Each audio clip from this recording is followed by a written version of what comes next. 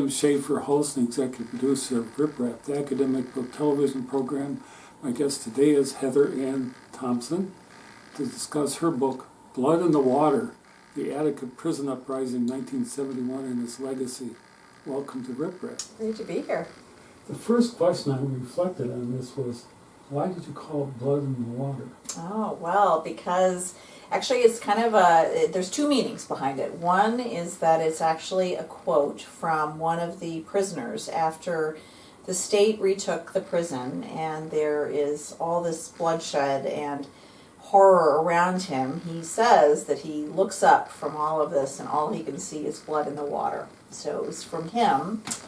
But it was also sort of in the back of my mind, I was thinking about the other sort of famous prisoner in this time period, George Jackson, and his writing Blood in My Eye, which was read by many of the prisoners. So it was sort of a dual meaning.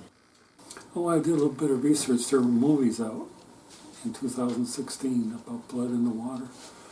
But it's just fascinating to get that. It's kind of a poetic phrase, really. Yeah. Captures.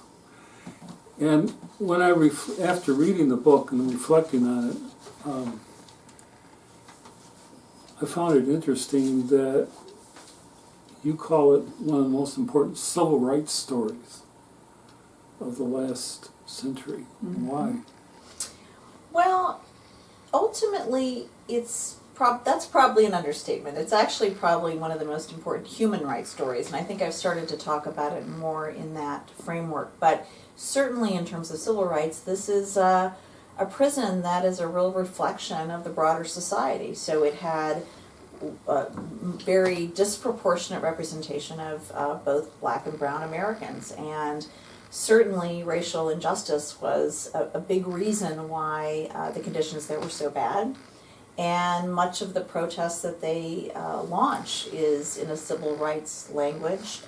And it's also civil rights in the sense that even though people are incarcerated, they do not stop being citizens. They don't stop being part of this country. And so this idea that prisoners, so the most contained of our citizenry that has the least power, nevertheless has both civil and human rights, and this was what the core of their protest was about. And a lot of people don't know the United States has the most people in prison. That's right. Of any country in the world. That's right. 22 million. Yep, nearly 100 million with some form of criminal record today because of that sort of long-standing, I think, desire to deal with all social problems through the criminal justice system rather than through any other means, right? Education. I've heard people argue that this was a political thing of taking away people's ability to vote. Mm-hmm. Well, that certainly, it did have that impact, right? Which is when you're in prison, you don't vote, and increasingly with felonies, which many drug convictions are, you can't vote after you get out. So indeed, that was a political shift of power, locking up that many people. And then there was the different drug wars and all that stuff, Mm-hmm. where it was intended to stop the drug abuse, but it really ended up being a nickel and dime bagger, people right. who could get life in prison. No, that's right.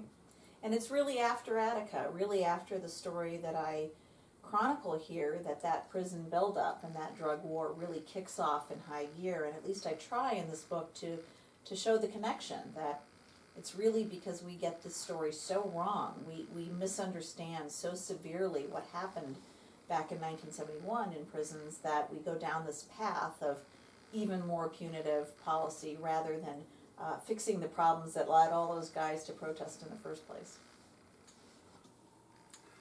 I found there was one thing you brought up, that the New York State authorities only prosecuted prisoners and not the officials. Right. So, the reason why this is so significant is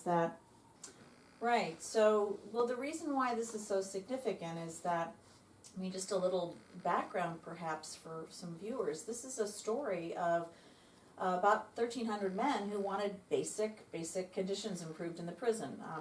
Things like not having 1 square of toilet paper a day, or being able to have more than 63 cents a day to eat on. And when they launched their protest for essentially 4 long days and nights, it's a negotiated process, and it looks like it could end peacefully. But instead, the state of New York sends in extremely armed state troopers, and what happens is really a massacre.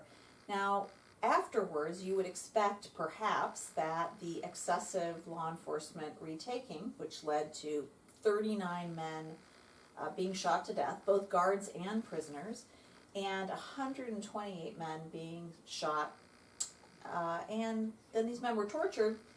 Perhaps law enforcement would also be held accountable, but that's not what happened. The state of New York, in fact, just went after prisoners after this. And so the book is not just about this civil rights protest, it's really about the 30-year the 30-year saga thereafter of protecting the police and really going after the prisoners for things that they did not do.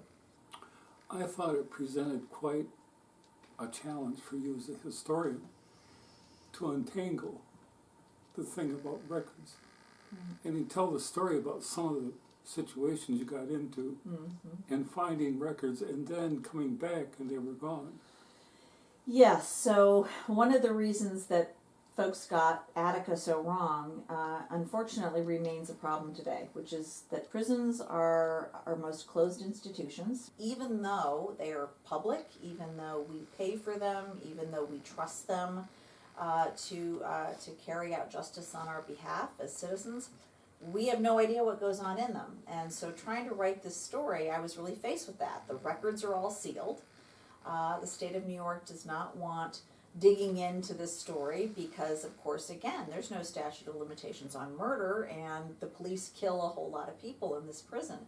So it was a bit of a cloak and dagger story at times for me, which was trying to get these records. And you're right, I did happen upon a pretty important set of records that I don't think anyone knew were there in a courthouse, and they were instrumental in me being able to tell the sort of behind the scenes of the cover-up and to name some of the troopers that had committed this harm. But then later, right before the book was about ready to come out, a reporter tried to find those same documents, and they all disappeared.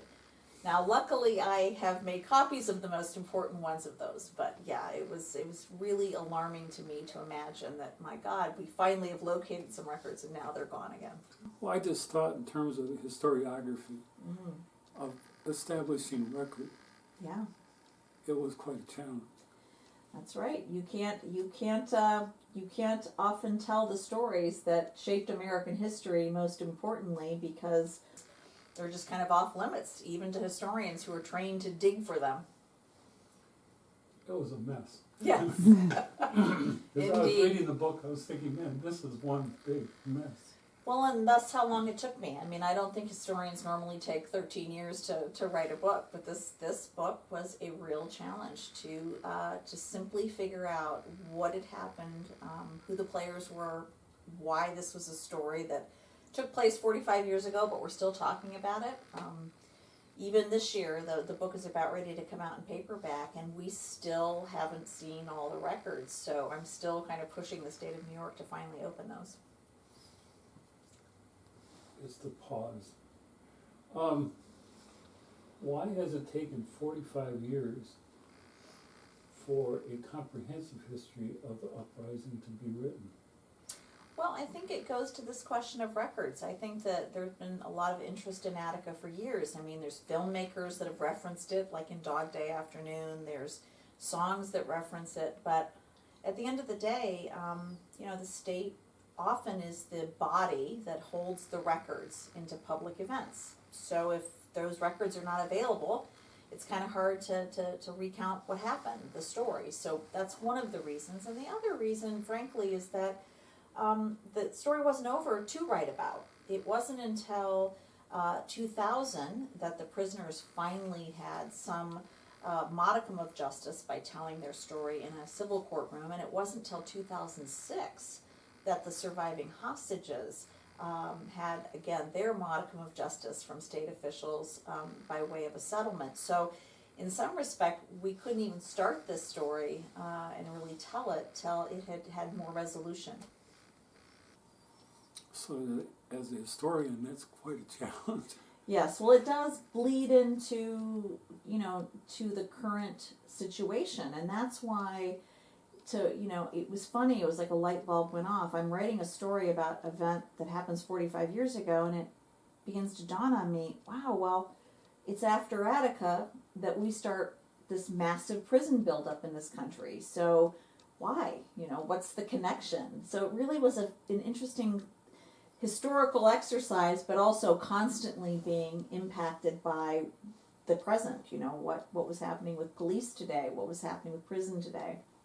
What was fascinating to me is it wasn't so easy to understand the roles of the people involved, prisoners or prison guards, Right. because sometimes they would switch, or it was a mess to figure out what was going on and why it was going on. Mm-hmm. Well, that's also why I try hard in the book to write it more like a narrative, so that one minute you are in a cell with the prisoners trying to understand it from their point of view, but the next minute you might be in the home of a prison guard trying to understand the situation from their point of view. Because the complexity, I think, is the key. This was an event that many parties contributed to in their way that led both to the most extraordinary civil rights protests, but also to one of the bloodiest conflicts between the state and the citizenry we've had, as someone said, since the Indian Wars. Well, it's fascinating that people got involved sort of in a serendipity thing. I mean, it was their various interests in their personal life, so that's why they became a prison guard or a prisoner. Mm-hmm. And then as that unfolds, it gets worse. Right. And you meet them, these figures in the beginning of the book, and you kind of follow them through to the end, and a lot of those lives that would never otherwise have intersected because of this one event, they intersect, repeatedly over 45 years. Well, as you discussed, most of Attica's records were not sealed, so why couldn't they be used? Well, that's really interesting. I mean, some of the records are officially sealed, and there's some complicated reasons for that I explain in the book, but the majority of them are not officially sealed. They're just under the lock and key of the Attorney General's office. So I did try to access them through Freedom of Information requests. And, with more or less success. The closer I got to really uncovering the trauma that happened there, though, I felt that the access to those records really dried up. And I think it's because, again, there was so much wrongdoing committed on the part of officials that nobody really wants to, no one wants to open officials went all the way to the governor's office. That's right. Yeah, the thing is that even if you're not from New York or you have no interest in New York, the book is a little, or at least it was shocking to me that everybody with power, right, from the lowest workman's compensation clerk to the President of the United States to the Supreme Court and the Justice Department, there's so many figures that could have done the right thing in this story that don't. So it's a kind of a stunning story of power gone wrong. On the other hand, as I'm sure that you noticed, there's also some incredible heroes and heroines in this book that are also unlikely. A local coroner who ends up standing up for what's right, or a whistleblower inside of the Attica investigation. So it's a funny tale of, like, you have no faith at some level at the end of the book, and on the other hand, you're kind of surprised by the people that do the right thing. But some of the officials, like Governor Rockefeller, had an active part in messing it up. Yes. The ability to find some of those documents was the reason why the book is able to finally show that, for example, Nelson Rockefeller, it wasn't just a mistake that people got killed. I was able to show that he knew going in that they were going to kill hostages.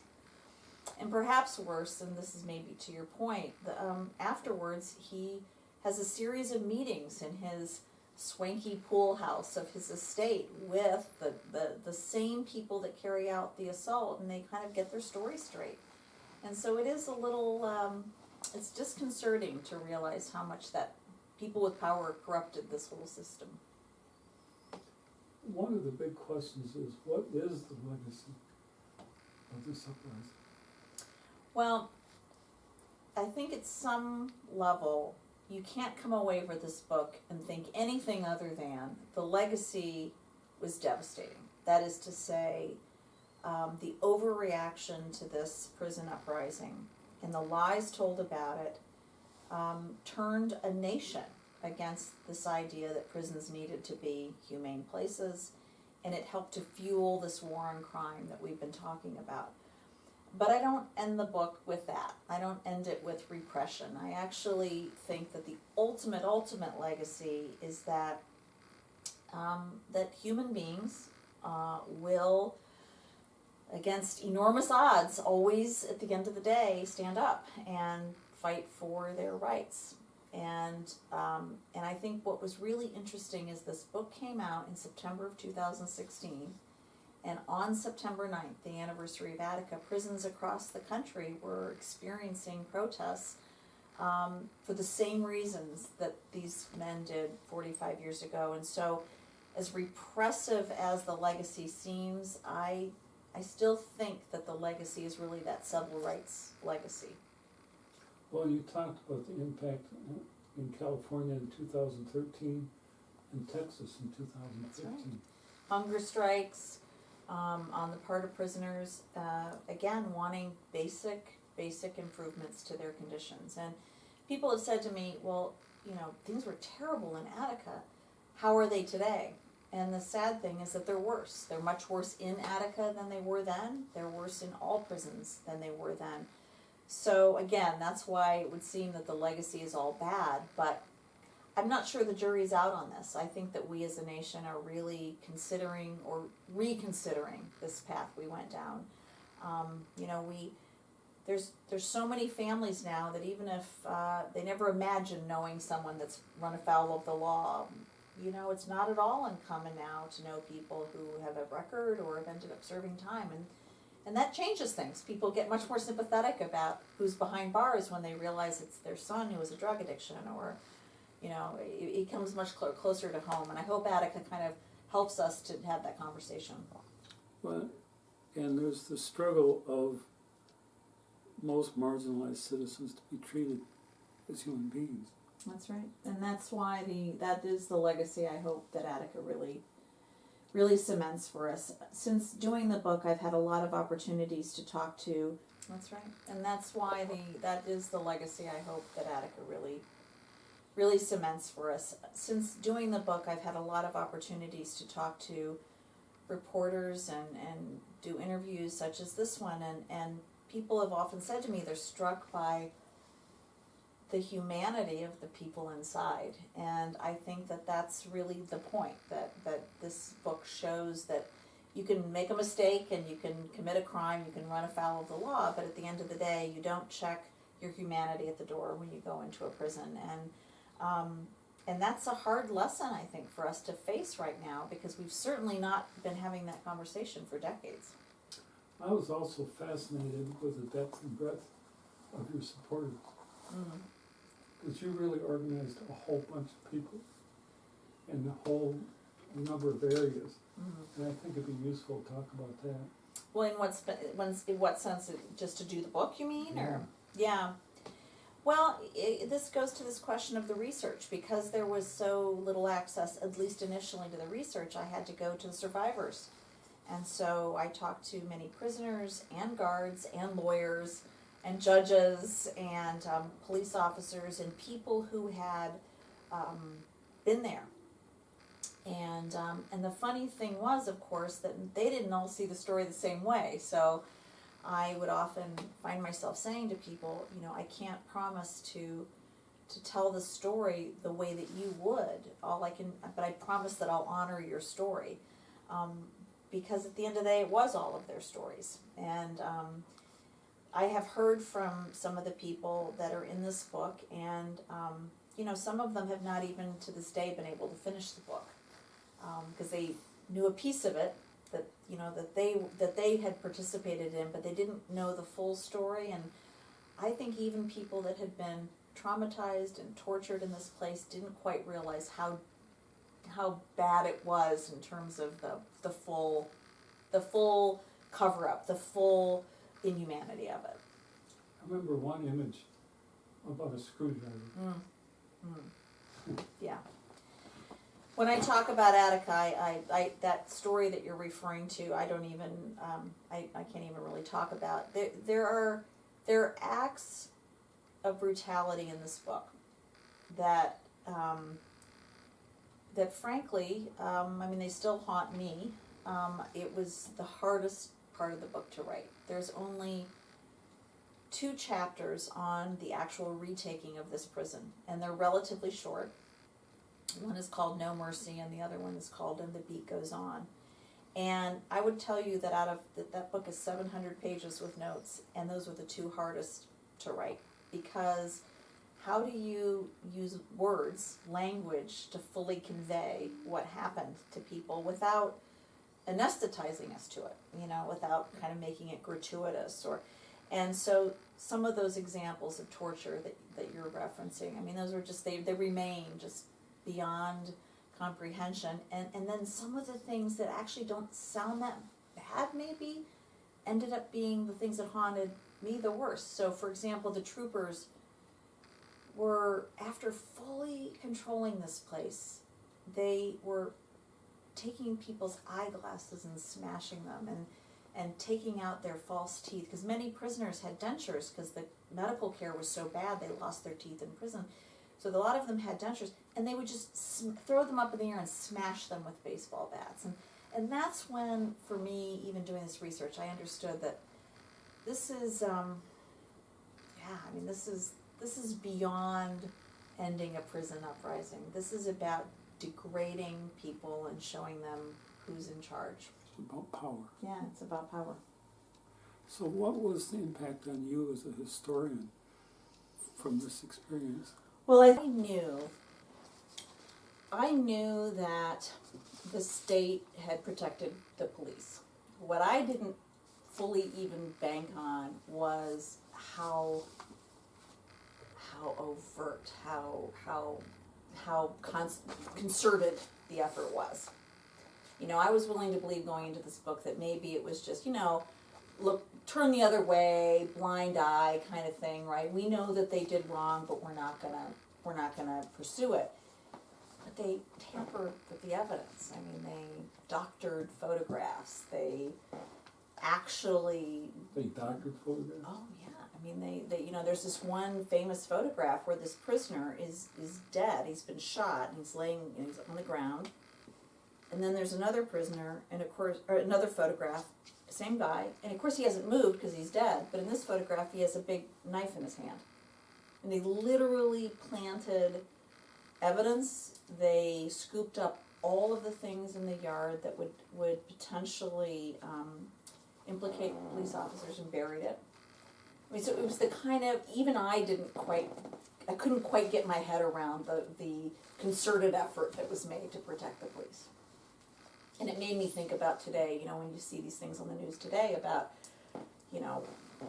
these police killings, and they say, well, there was no evidence. And, after doing this book, I'm like, well, no wonder there's no evidence, because, There's more to the story. That's right, because people will work hard to keep it under wraps, for sure. So, but thank you for What talking. fascinated me was that it was such a mess. Yeah. Yeah.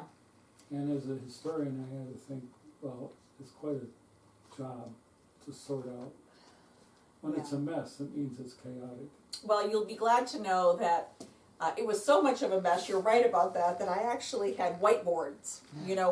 So timelines, arrows, trying to figure out what had happened when, to whom. It was a bit of a... historiography part. You have to make order Yeah, out exactly. of the mess. It was a bit of a And juggling. there's sometimes when it is just a mess. Yeah.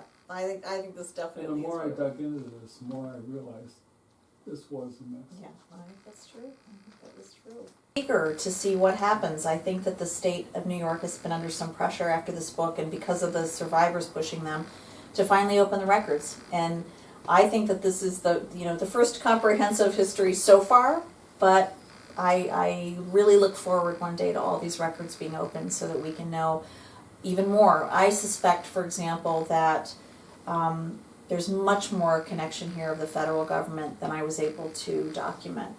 We know that this is a tiny town in upstate New York, tiny town, state prison, and from the moment this riot begins and the rebellion then takes off afterwards, the FBI's there, sending teletypes to the Army, the Navy, the Air Force, the President, the Vice President, the Attorney General, and that was a hint to me that, wow, the 60s were a complicated, 70s a complicated time, and we don't even know the half of it yet till we get these records open.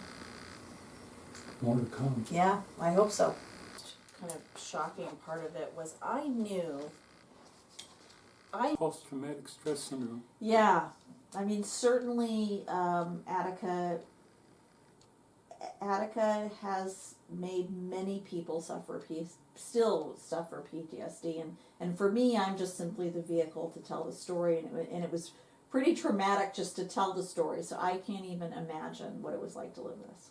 But you took more than just a reporting role, because you got involved with it and dug down into the depths. Mm-hmm. The state had protected the police. What I didn't fully even bank on was how overt, how concerted the effort was. I was willing to believe going into this book that maybe it was just, look, turn the other way, blind eye kind of thing, right? We know that they did wrong, but we're not gonna pursue it. But they tampered with the evidence. I mean, they doctored photographs. They actually. They doctored photographs? Oh yeah. I mean, they there's this one famous photograph where this prisoner is dead. He's been shot. And he's laying. He's on the ground. And then there's another prisoner, and of course, or another photograph, same guy, and of course he hasn't moved because he's dead. But in this photograph, he has a big knife in his hand, and they literally planted evidence. They scooped up all of the things in the yard that would potentially implicate police officers and buried it. I mean, so it was the kind of, even I couldn't quite get my head around the concerted effort that was made to protect the police. And it made me think about today, when you see these things on the news today about, these police killings and they say, well, there was no evidence. And, after doing this book, I'm like, well, no wonder there's no evidence because, There's more to the story. That's right, because people will work hard to keep it under wraps for sure. So, but thank you for What talking. fascinated me was that it was such a mess. Yeah. Yeah. And as a historian, more to come. Yeah, I hope so. Well, thank you for being on Rip Rap. Thank you so much for talking with me.